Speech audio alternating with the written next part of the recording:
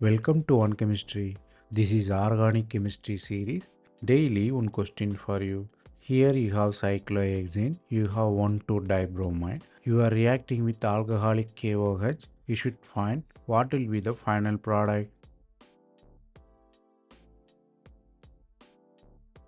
Here you have many possibilities. Regioselectivity is important. For that you should know the mechanism. Mechanism is to absorb acidic proton. So you should look at acidic proton. There are 4 acidic protons. So many possibilities. We will see what could be the correct one. So first one is absorption of A proton. You have nucleophile there, which is anion.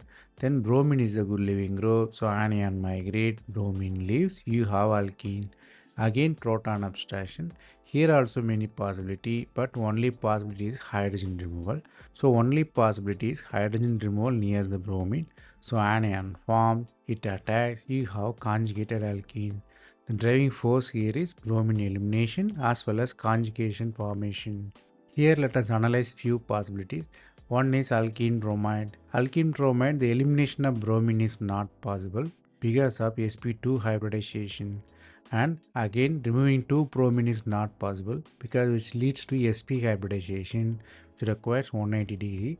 Here it is very strainful system because of 120 degree. So it is impossible. Similar way you can analyze other ones and eliminate it. The concept you have to learn here is you should learn regioselectivity to identify the major product.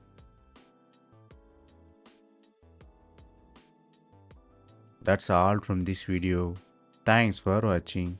If you have any suggestion or feedback, comment below.